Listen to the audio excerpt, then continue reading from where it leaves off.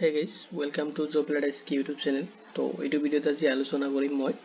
Central ওয়্যাৰহাউজিং কৰ্পোৰেচনৰ পৰা যেটো নোটিফিকেশন আহিছে তাৰে গুটিখিনি ইনফৰমেশন আপুনি এইটো ভিডিওত পাব ঠিক আছে কেনেকৈ আপুনি এপ্লাই কৰিব এলিজিবিলিটি ক্ৰাইটেৰিয়া কেতিয়াৰ পৰা ষ্টাৰ্ট হ'ব কেতিয়ালৈকে লাষ্ট ডেট আছে এপ্লাইৰ ঠিক আছে গুটিখিনি ইনফৰমেশন আপুনি এইটো ভিডিওত পাব ভিডিওটো হেয়ালৈকে চাব ঠিক আছে আৰু এইটো ভিডিওৰ ডেসক্ৰিপচনত আমাৰ WhatsApp গ্ৰুপৰ লিংক আছে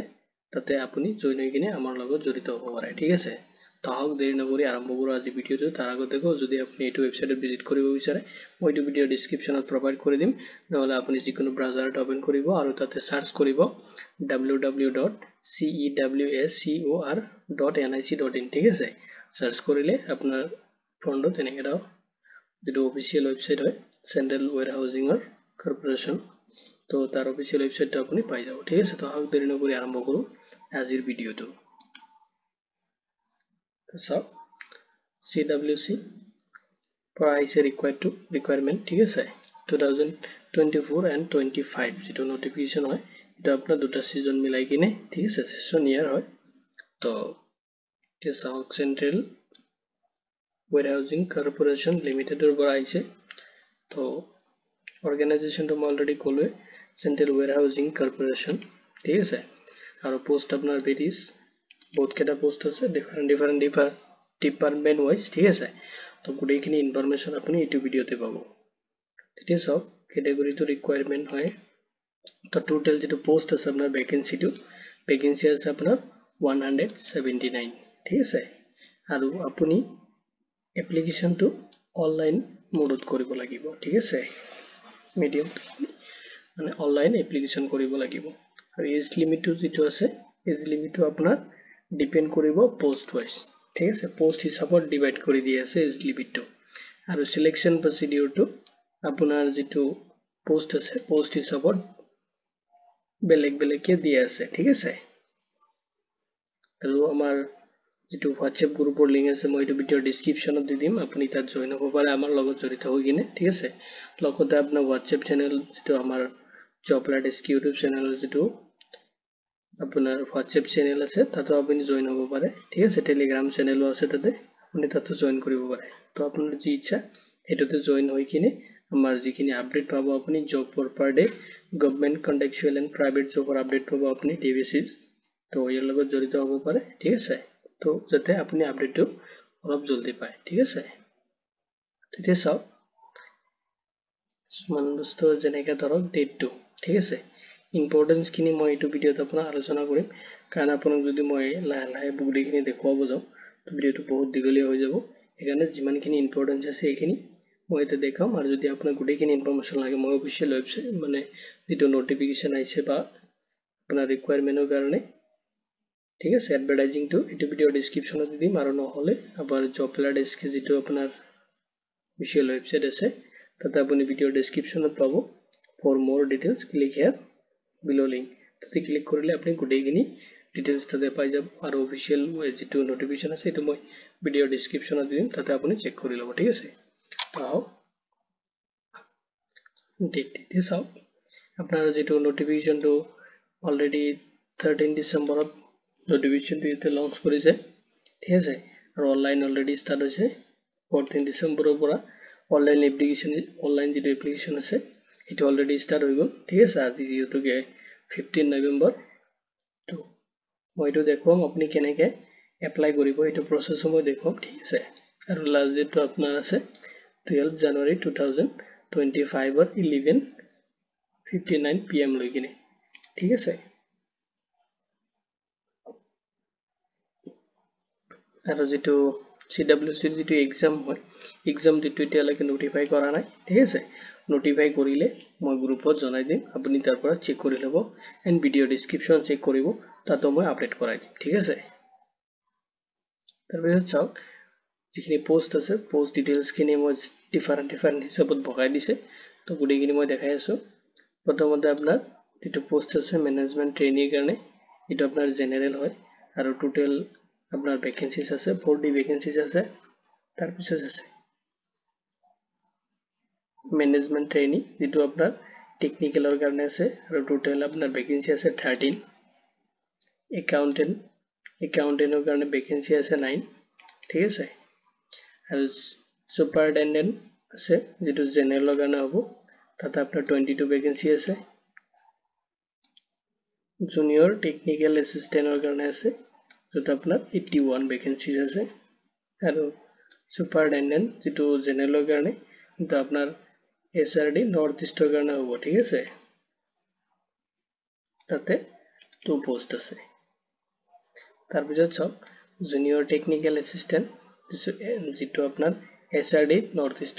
ইষ্টৰ কাৰণে হ'ব তাতে আপোনাৰ 10 পোষ্ট আছে তাৰ পিছত আছে আপনার জুনিয়র টেকনিক্যাল যেটো অ্যাসিস্ট্যান্ট আছে এসআরডি ইউটি অফ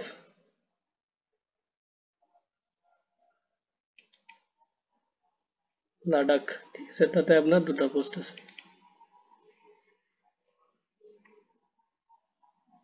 এটা সব আপনি এপ্লাইটো কেনেকৈ কৰিব পোস্ট কিনে ঠিক আছে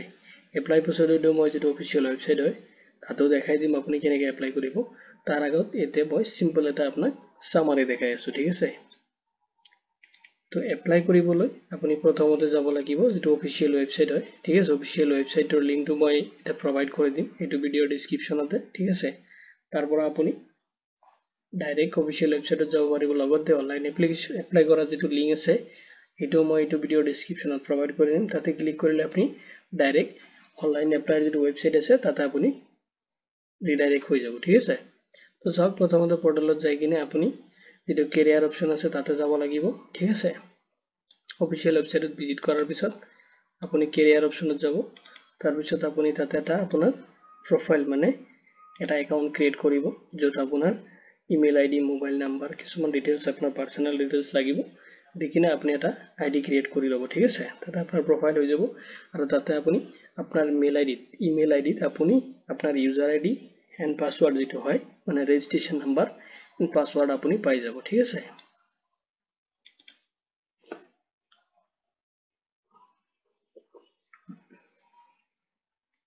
তাৰ পিছত চাও যেতিয়া আপোনাৰ ৰেজিষ্ট্ৰেচন নাম্বাৰ এন্ড আপোনাৰ পাসওয়াৰ্ডটো পাই যাব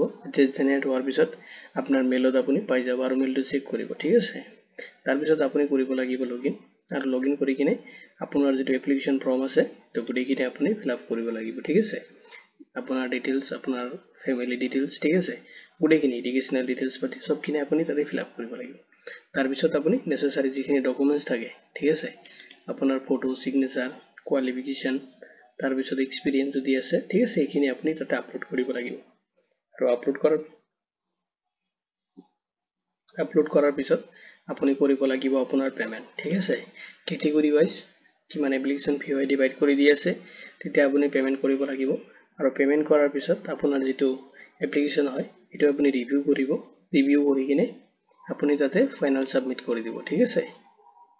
ফাইনাল সাবমিট কৰি দিব আৰু ফাইনাল সাবমিট কৰি দিয়াৰ পিছত যেটো একনলেজমেন্ট ৰিসিভ আহি যাব আৰু আপোনাৰ এপ্লিকেশনটো এটা আপুনি ডাউনলোড কৰি লব লগতে আপোনাৰ পেমেন্ট ৰিসিপ্টটো ডাউনলোড কৰি লব ঠিক আছে নহলে প্ৰিন্ট কৰি লব ইজি ফিউচাৰ ৰেফাৰেন্সৰ কাৰণে ঠিক আছে সেইখিনি কৰিলে আপোনাৰ যেটো অনলাইন এপ্লিকেশন প্ৰসেস কমপ্লিট হ'ব মই দেখুৱাম আগতে আৰু কিছুমান ডিটেইলছ আপোনাক দেখাই আছো তাৰ পিছত মই যেটো অফিচিয়েল পোৰ্টাল আছে তাতে মই দেখাই দিম আপুনি কেনেকৈ এপ্লাই কৰিব ঠিক আছে সিম্পল হিচাপত মই তাতে অলপ ওভাৰভিউ এটা আপোনাক তাতে দিম ঠিক আছে তো চাও কোৱালিফিকেশনটো এডুকেশনাল কোৱালিফিকেশন কি লাগিব ঠিক আছে চাও post wise educational qualification divide কৰি দি আছে প্ৰথমতে চাও ম্যানেজমেন্ট ট্ৰেইনিং যেটো জেনাৰেলৰ কাৰণে হয় এটো আপোনাৰ এমবিএ বিচাৰিছে এমবিএ ডিগ্ৰী বিচাৰিছে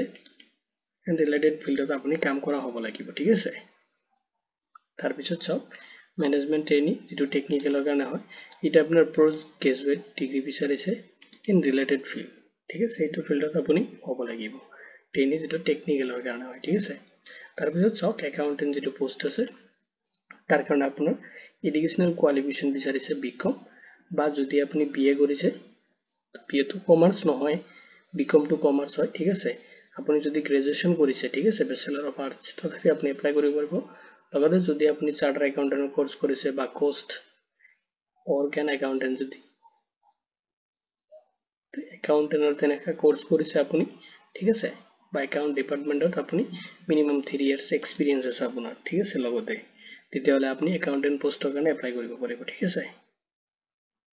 তো আপুনি তাৰ পিছত দিছে সুপাৰিনটেনডেন্ট যেটো আপোনাৰ জেনেৰেলৰ কাৰণে হয়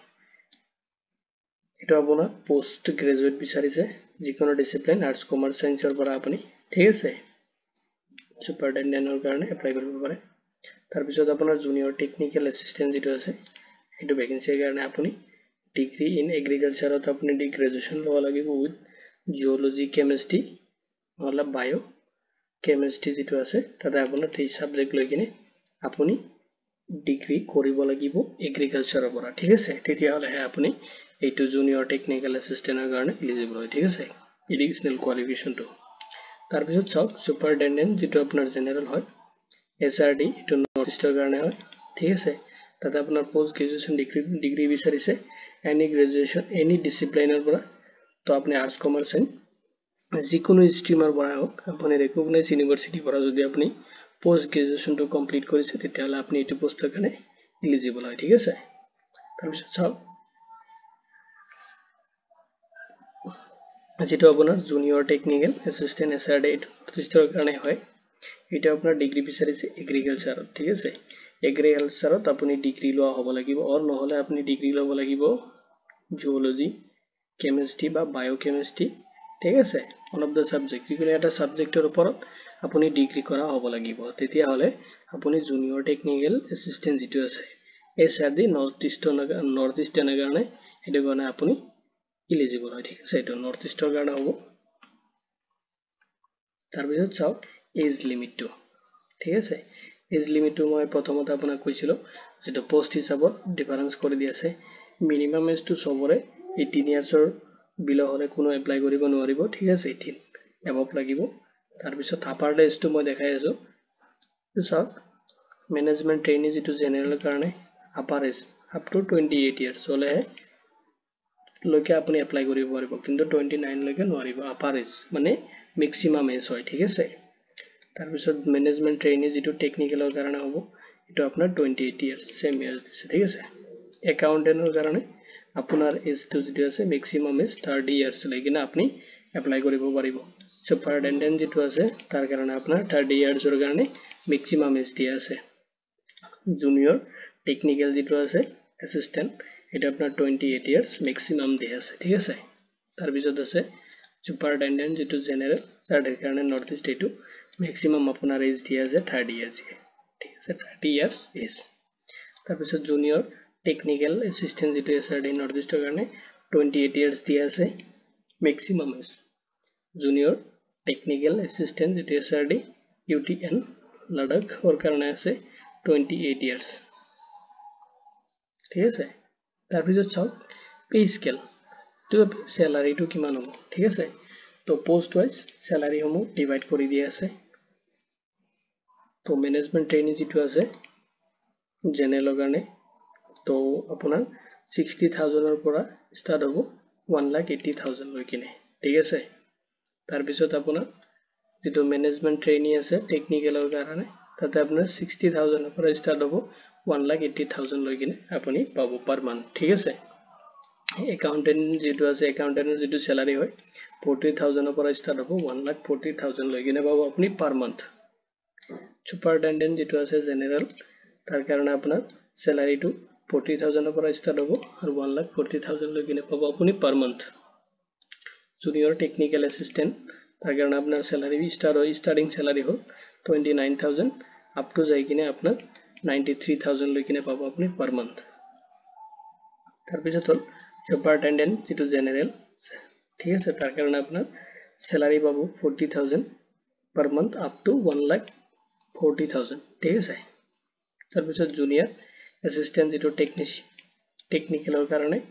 তা আপোনাৰ যেটো স্যালাৰি হয় 29 ৰ পৰা ষ্টাৰ্ট হ'ব 93 লৈ কিনে আপুনি পাব per month junior technical assistant SRD যেটো ইউটি অফ লাদাখৰ কাৰণে আছে তাতে আপোনাৰ স্যালাৰি পাব আপুনি 29,000 ৰ পৰা ষ্টাৰ্ট হ'ব আৰু আপুনি 93,000 লৈ কিনে পাব পাৰ মান্থ স্যালাৰি ঠিক আছে এক্সামৰ যেটো সিলেবাস আছে প্যাটাৰ্ন আছে ঠিক আছে গুটেইখিনি আপুনি ভিডিও ডেসক্ৰিপচনত যেটো অফিশিয়াল ওয়েবসাইট আছে তাতে পাই যাব এক্সাম প্যাটাৰ্ন সিলেবাস তো সিলেবাসত আপোনাৰ প্ৰফেশনাল যেটো জেনাৰেল নলেজ থাকিব ঠিক আছে নলেজ যেটো general knowledge subject and professional গুটেইখিনি থাকিব তো জেনাৰেল এৱাৰনেছ থাকিব, ইংলিছ লেংগুৱেজৰ ওপৰত থাকিব, ৰিজনিং এণ্ড কম্পিউটাৰ এটিটিউডছৰ, ডাটা এনালাইচিছ এণ্ড ইণ্টাৰপ্ৰিটেশ্যনৰ ওপৰত থাকিব, কোৱান্টিটেটিভ এটিটিউডছ। ঠিক আছে, এইখিনি আপোনাৰ চিলেবাছ ৱাইজ থাকিব, গোটেইখিনি আপুনি পাই যাব এইটো ভিডিঅ'ৰ ডিছক্ৰিপশ্যনত। ঠিক আছে, তাৰপিছত চাওক চিলেকশ্যন প্ৰচিডিউৰ। চিলেকশ্যন প্ৰচিডিউৰটো আপোনাৰ মই ফাৰ্ষ্টতে কৈছোঁ এইটো পোষ্ট ৱাইজ, চিলেকশ্যন প্ৰচিডিউৰটো বেলেগ বেলেগ হ'ব। ঠিক আছে, এতিয়া চাওক management trainee general, management trainee to technical, accountant and superintendent যিটো জেনেৰেল হয়, ইয়াৰ যিটো চিলেকশ্যন প্ৰচিডিউৰ অনলাইন টেষ্ট হ'ব, প্ৰথমতে অনলাইন টেষ্ট হ'ব, তাৰপিছত ডকুমেণ্টছ ভেৰিফিকেশ্যন হ'ব। ঠিক আছে, তাৰপিছত আপোনাৰ ইণ্টাৰভিউ হ'ব। তো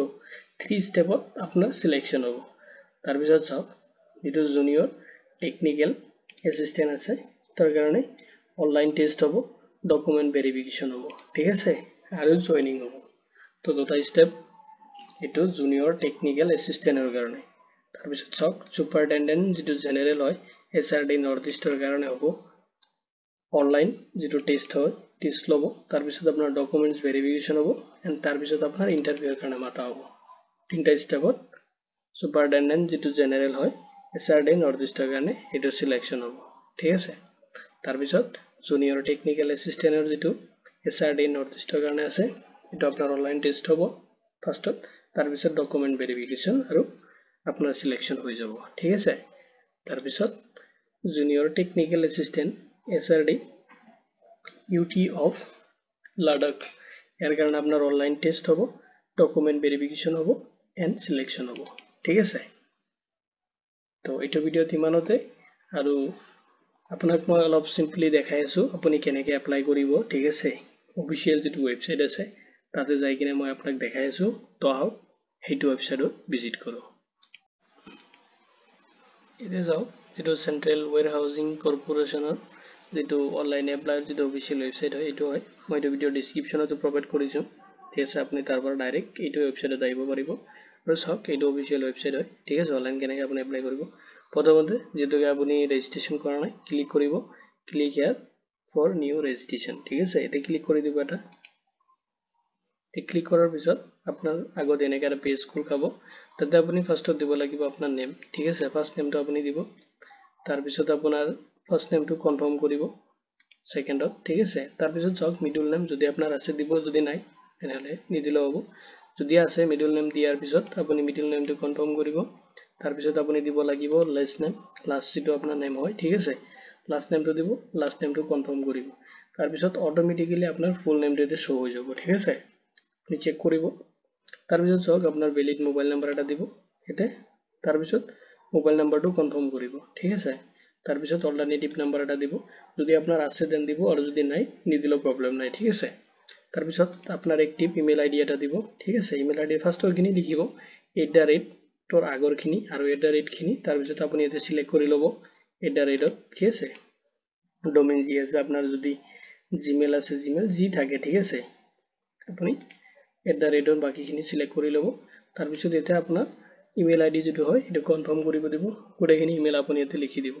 তাৰপিছত আপোনাৰ যিটো চিকিউৰিটি কোড হয় আপুনি ইয়াতে ফিল আপ কৰি দিব। চিকিউৰিটি কোডটো এতিয়া আহিছে এনেকৈ, তো আপোনাৰ ঠাইত বেলেগ আহিব, সেইটো লিখিব। তাৰপিছত আপুনি যদি এইখিনি ঠিকেই আছে তেতিয়াহ'লে আপুনি 7 নেক্সট কৰিব। ঠিক আছে, 7 নেক্সট কৰাৰ পিছত আপোনাৰ ফটো এণ্ড ছিগনেচাৰ আপলোড কৰিব লাগিব ছেকেণ্ড ষ্টেপত। ঠিক আছে, তাৰপিছত আপোনাৰ ডিটেইলছখিনি দিব লাগিব, আপোনাৰ পাৰ্চনেল ডিটেইলছখিনি। ঠিক আছে, এডুকেশ্যনেল ডিটেইলছখিনি, তো গোটেইখিনি বস্তু আপুনি ইয়াতে ফিল আপ কৰিব লাগিব। ঠিক আছে, এডুকেশ্যনেল ডিটেইলছ, পাৰ্চনেল ডিটেইলছ, আপোনাৰ এড্ৰেছ যি আছে গোটেইখিনি ডিটেইলছ আপুনি 3 নম্বৰত ফিল আপ কৰিব লাগিব। তাৰপিছত আপুনি যিমানখিনি দিছে তো এতিয়া প্ৰিভিউ কৰাৰ এটা অপশ্যন দিছে, প্ৰিভিউ কৰিব। ঠিক আছে, গোটেইখিনি ডিটেইলছখিনি প্ৰিভিউ কৰি ল'ব এবাৰ। প্ৰিভিউ কৰি কিনে আপুনি এটা এটাকৈ ফিল আপ কৰিব, এণ্ড নেক্সট আপুনি 7 নেক্সট কৰি যাব। ঠিক আছে, প্ৰিভিউ কৰাৰ পিছত আপুনি আপলোড কৰিব লাগিব আপোনাৰ ডকুমেণ্টছখিনি। ঠিক আছে, এডুকেশ্যনেল ডকুমেণ্টছ এণ্ড এক্সপিৰিয়েঞ্চ যিটো বিচাৰিছে আপুনি। ঠিক আছে, এইখিনি চিলেক্ট কৰি ল'ব। চিলেক্ট কৰাৰ পিছত আপুনি কৰিব লাগিব আপোনাৰ পে'মেণ্ট। ঠিক আছে,